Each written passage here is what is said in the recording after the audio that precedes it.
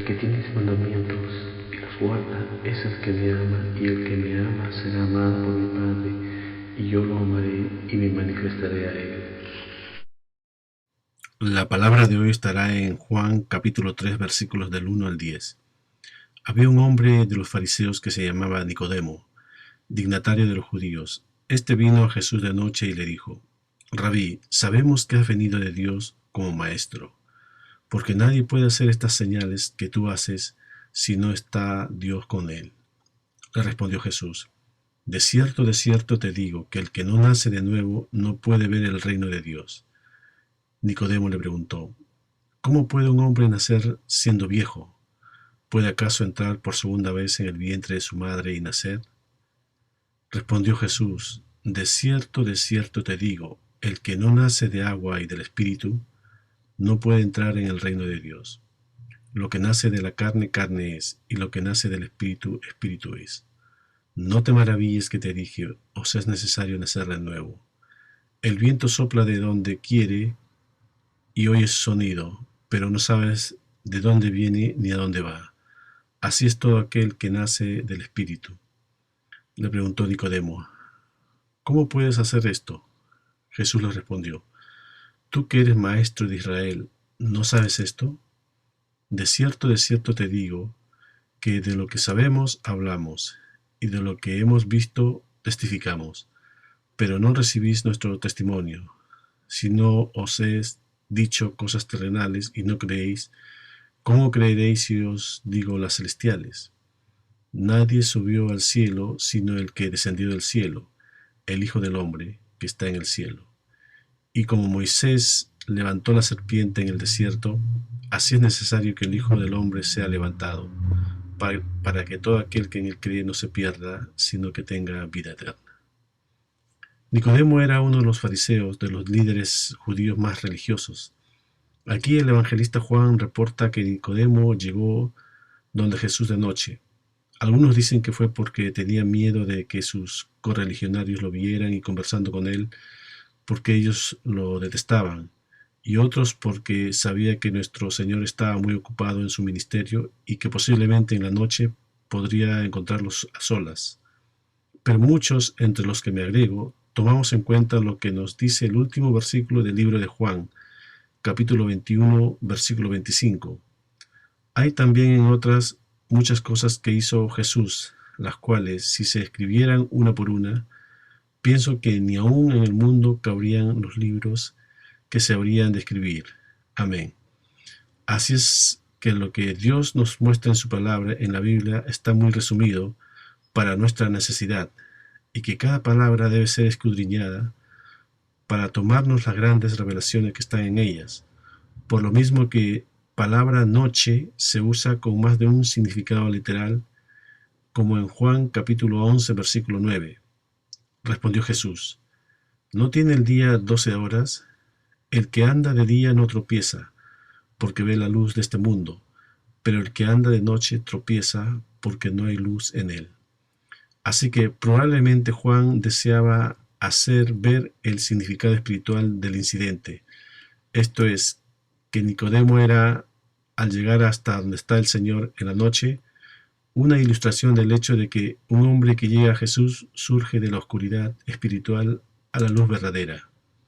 Una oscuridad que no lo reconocía como Mesías, sino como Maestro, que solo se había fijado en las señales, mas no en el mensaje, en las buenas nuevas. Y fíjense que Jesús no le responde diciendo: me gustaría que todos en todo lugar pudieran ver la verdad que ves sobre mí. En lugar de eso, dice una respuesta corta y directa al punto en el versículo 3.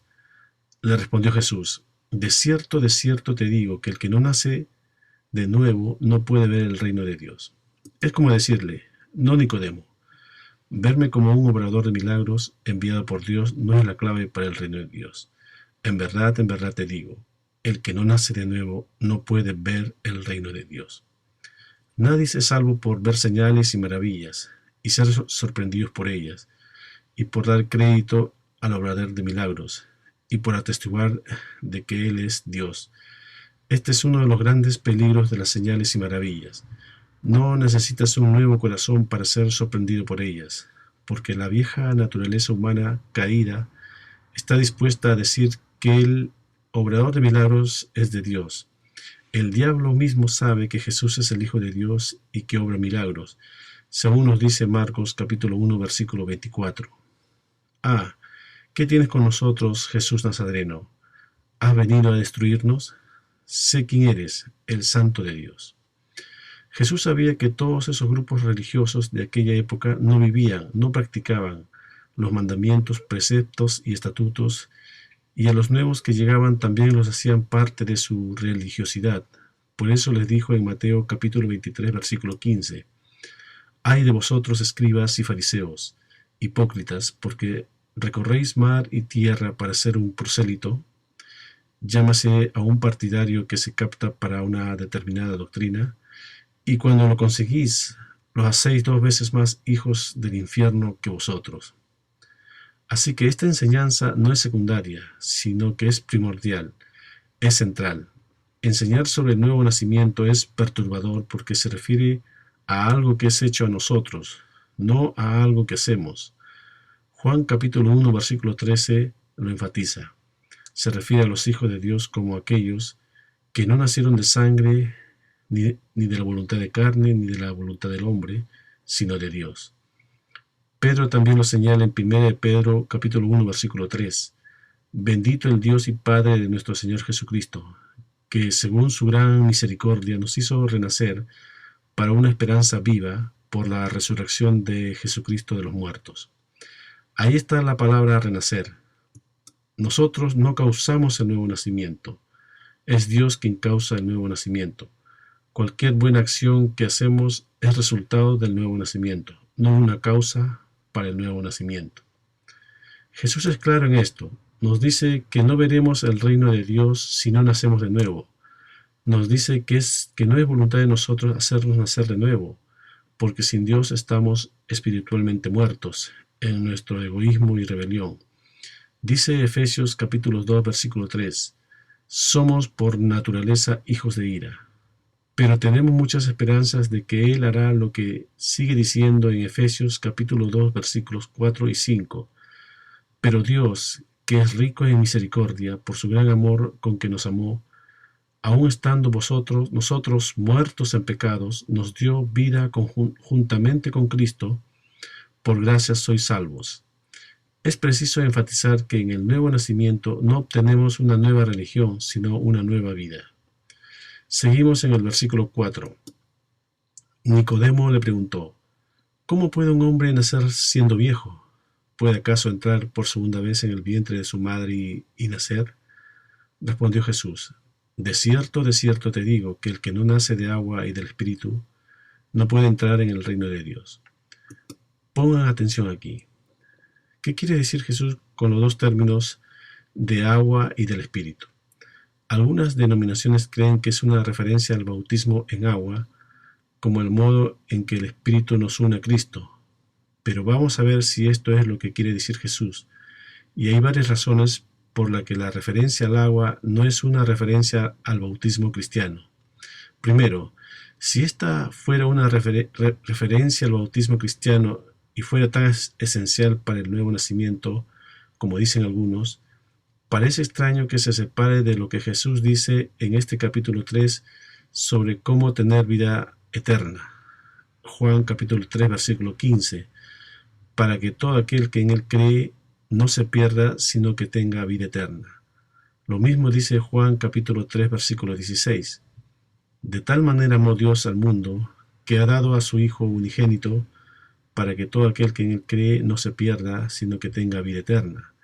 Y en Juan capítulo 3 versículo 18, el que en él cree no es condenado, pero el que no cree ya ha sido condenado, porque no ha creído en el nombre del unigénito Hijo de Dios. Parecería extraño si el bautismo fuera tan esencial que no fueran mencionados junto con la fe. Segundo, la analogía con el viento en el versículo 8 parecería extraña si el nacer de nuevo estuviera tan firmemente relacionado con el bautismo de agua. Jesús dice, el viento sopla donde quiere y oye su sonido, pero no sabe de dónde viene ni a dónde va. Así es todo aquel que es nacido del Espíritu. Esto parece decir que Dios es tan libre como el viento al causar la regeneración. Pero si ello ocurriera cada vez que alguien es sumergido en agua, esto no parecería ser cierto. En ese caso, el viento estaría muy ligado a tal obra. Tercero, si Jesús se está refiriendo al bautismo cristiano, parecería extraño que dijera a Nicodemo, el fariseo, en el versículo 10, ¿tú eres maestro de Israel y no entiendes estas cosas? Ello tiene sentido si se refiere a algo enseñado en el Antiguo Testamento, pero si él se refiere a un bautismo que vendrá después y que tomará su significado de la vida y de la muerte de Jesús, no parece probable que recriminara a Nicodemo porque un maestro de Israel no comprendería qué está diciendo Jesús. Y finalmente, esa misma declaración en el versículo 10 nos envía de vuelta al Antiguo Testamento, en búsqueda de un trasfondo, y lo que encontramos es que el agua y el espíritu están muy estrechamente relacionados con la promesa del nuevo pacto, especialmente en Ezequiel, donde está profetizando lo que Dios hará por su pueblo cuando les traiga del exilio en Babilonia. Las implicaciones son muchos mayores que solo para el pueblo de Israel, porque Jesús reclama en Lucas capítulo 22, versículo 20, asegurar el nuevo pacto mediante su sangre, para todos los que confían en él, y esta es una versión de las promesas del nuevo pacto, como las que hay en Jeremías capítulo 31, versículo 31. Vienen días, dice Jehová, en los cuales haré un nuevo pacto con la casa de Israel y con la casa de Judá. Veamos Ezequiel capítulo 36, versículos 24 y 28. Y yo os tomaré de las naciones, os recogeré de todos los países y os traeré a vuestro país. Esparciré sobre vosotros agua limpia y seréis purificados de vuestras impurezas y de todos vuestros ídolos os limpiaré. Os daré un corazón nuevo y pondré un espíritu nuevo dentro de vosotros. Quitaré de vosotros el corazón de piedra y os daré un corazón de carne. Pondré dentro de vosotros mi espíritu y haré que andéis en mis estatutos y que guardéis mis preceptos y los pongáis por obra. Habitaréis en la tierra que di a vuestros padres y vosotros seréis mi pueblo y yo seré vuestro Dios. Creo que este es el pasaje que da lugar a las palabras de Jesús. El que no nace de agua y del Espíritu no puede entrar en el reino de Dios. Cuando dice esparciré agua limpia, no está hablando en términos literales, sino figurativa. Dice que seremos limpiados de todas nuestras inmundicias. Y esto es el primer aspecto de la regeneración. Versículo 25. Esparciré sobre vosotros agua limpia y seréis purificados en todas vuestras impurezas. De todos vuestros ídolos os limpiaré. Dice el versículo 26. Además os daré un corazón nuevo y pondré un espíritu nuevo dentro de vosotros. Y dice el 27, que les daré mi espíritu. En otras palabras, los que entrarán en el reino son los que tengan una novedad que involucre la purificación de lo viejo y la creación de lo nuevo. Lo que Jesús dice es que si no hemos nacido espiritualmente de nuevo, estamos muertos. Por eso Jesús dijo al hombre que quería aplazar seguirle para poder enterrar a su padre en Lucas capítulo 9, versículo 60. Deja que los muertos entierren a sus muertos. Que hay muchas personas con mucha vida aparente, pero que están muertas. Lo mismo nos enseña en la parábola del hijo pródigo, cuando el padre dice en Lucas capítulo 15, versículo 24, porque mi hijo muerto era y ha revivido. El nuevo nacimiento no es la obra del hombre. Usted no hace que ocurra el nuevo nacimiento, y yo no hago que ocurra el nuevo nacimiento. Dios hace que ocurra. Nos ocurre a nosotros, no por nosotros, pero siempre ocurre mediante la palabra de Dios. Vea 1 de Pedro, capítulo 1, versículos 23 y 25. Pues habéis renacido no de simiente corruptible, sino de incorruptible, por la palabra de Dios, que vive y permanece para siempre. Y esta es la palabra que por el Evangelio os ha sido anunciada. Así que aunque Dios es quien engendra a sus hijos, la semilla mediante la cual Él lo hace es la palabra de Dios, el Evangelio que predicamos. Ahora, notemos algo muy importante. Dice en el versículo 3 de nuestro texto principal: le respondió Jesús, de cierto te digo, que el que no nace de nuevo no puede ver el reino de Dios. Ahí dice no puede ver, y en el versículo 5 dice, Respondió Jesús: de cierto te digo que el que no nace de agua y del Espíritu no puede entrar en el reino de Dios. En el versículo 3 dice ver y en el versículo 5 dice entrar. Nos dice 1 Santiago capítulo 1 versículo 18. Él de su voluntad nos hizo nacer por la palabra de verdad, para que seamos primicias de sus criaturas. Así que nacemos del agua de la palabra de Dios, y con esa fe de creer y obedecer todo lo que nos ha mandado Jesús en su santo evangelio, nos va limpiando y purificando cada vez más, sobre todo renovando nuestro entendimiento, y cuando ello está limpio, viene el bautizo en el Espíritu Santo. Dice Efesios capítulo 1, versículo 13, en él también vosotros, habiendo oído la palabra de verdad, el evangelio de vuestra salvación, y habiendo creído en él, fuisteis sellados con el Espíritu Santo de la promesa. No es lo mismo ver que entrar. Moisés vio la tierra prometida, pero no entró. Veamos Deuteronomio capítulo 3 versículos 27 y 28. Sube a la cumbre de Pisga y alza tus ojos hacia el oeste, el norte, el sur y el este, y mira con tus propios ojos, porque no pasarás el Jordán. Instruye a Josué, anímalo y fortalécelo, porque él ha de pasar delante de este pueblo, y él les entregará la tierra que verás. Entonces, nacer del agua no se refiere al bautismo con agua, porque eso no tiene poder para cambiar a la persona, sino que representa ser sepultados con Cristo al ser sumergidos, y la acción de salir del agua representa la resurrección de Jesucristo. Dice Romanos capítulo 6 versículos 3 y 4, ¿o no sabéis que todos los que hemos sido bautizados en Cristo Jesús, hemos sido bautizados con su muerte? Porque somos sepultados juntamente con él para muerte por el bautismo, a fin de que, como Cristo resucitó de los muertos por la gloria del Padre, así también nosotros andemos en vida nueva.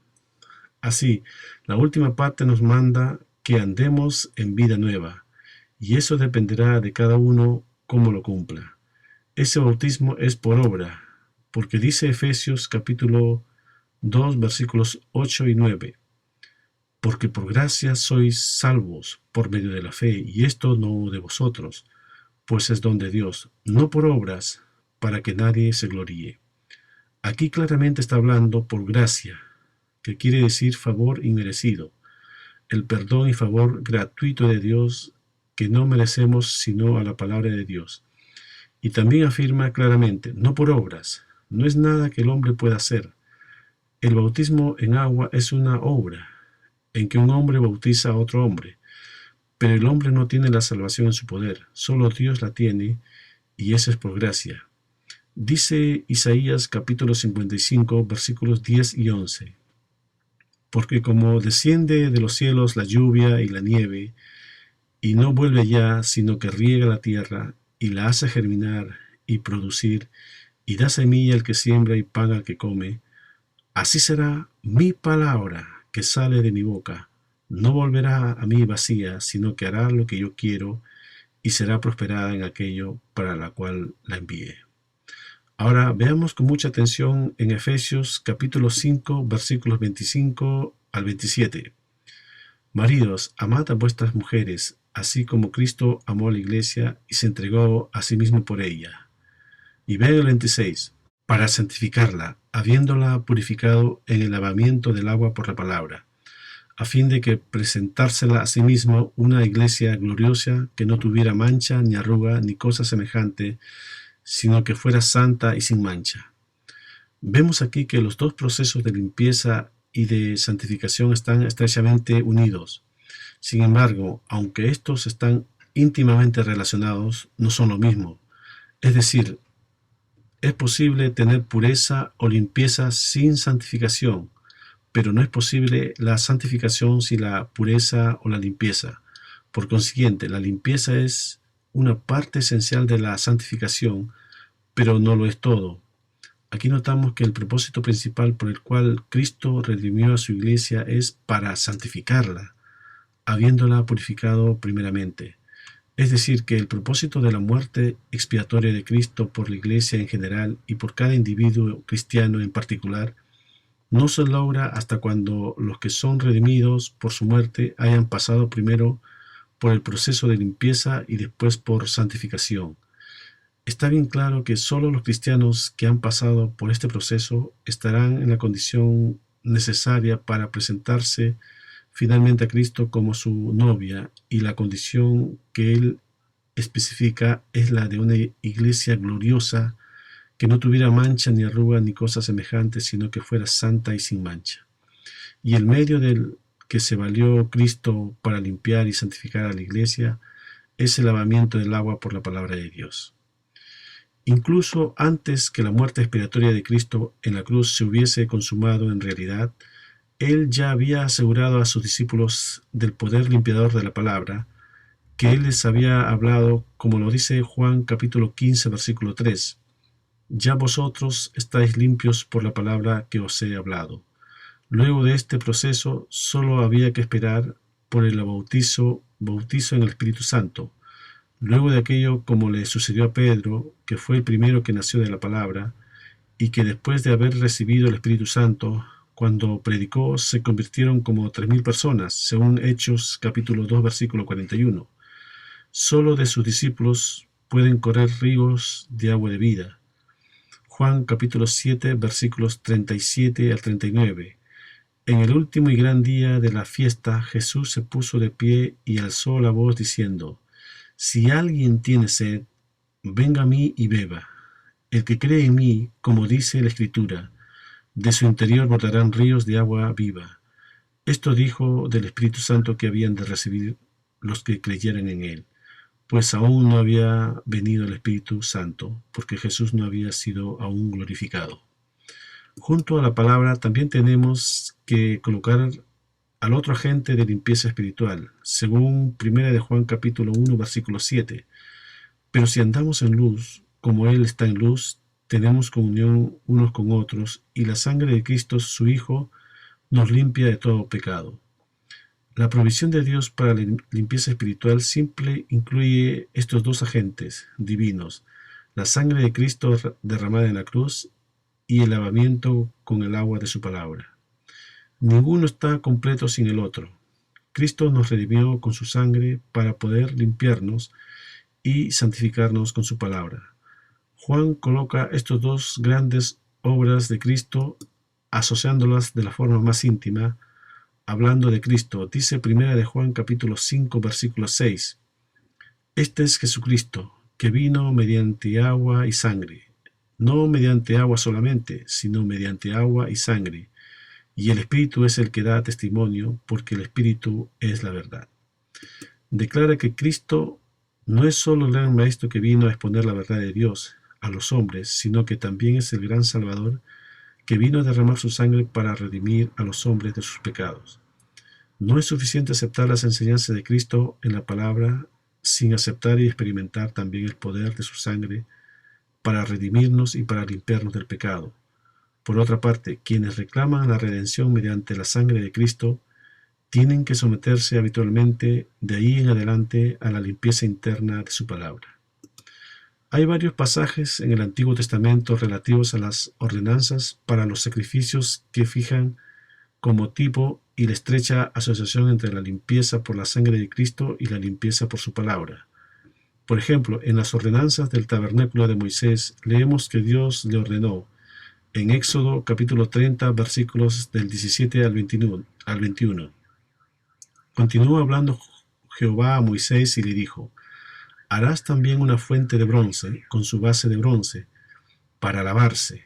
La colocarás en el tabernáculo de reunión y el altar, y pondrás en ella agua.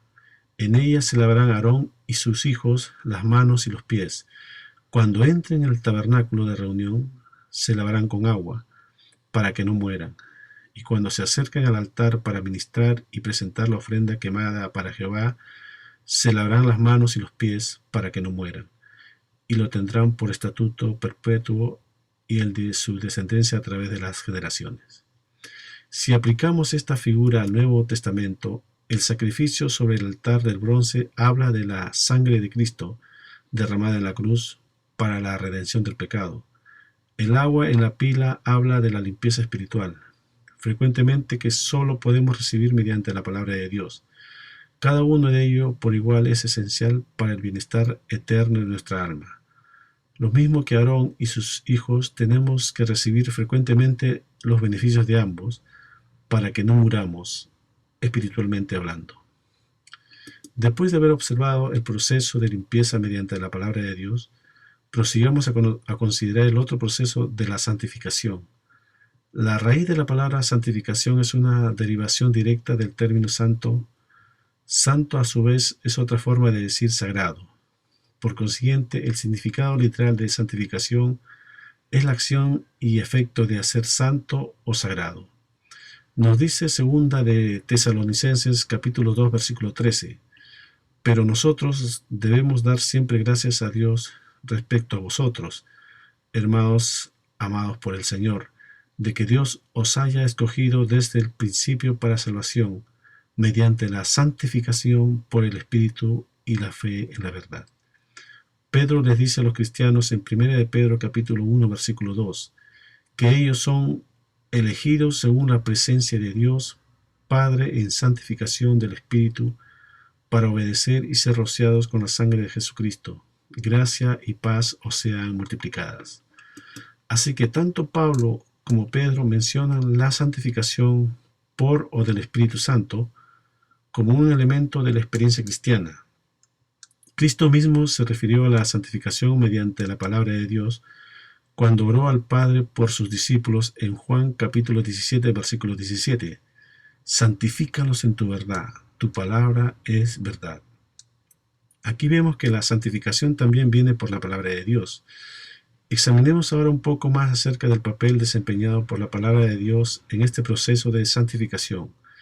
Primero debemos observar que hay dos aspectos para la santificación. Uno es negativo y el otro positivo. Como cristianos tendemos a hablar mucho más acerca de lo que no se debe hacer según la palabra de Dios que acerca de lo que se debe hacer.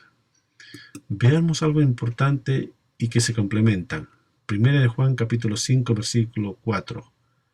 Porque todo lo que es nacido de Dios vence al mundo, y esta es la victoria que ha vencido al mundo, nuestra fe. Esa fe se muestra en la obediencia de lo que creemos, de una palabra viva y eficaz que nos limpia, nos purifica y nos lleva a santificación. Pero hoy en día hay muchos quienes han abandonado la palabra de Dios y han confiado solo en su propia palabra, en palabras de hombres.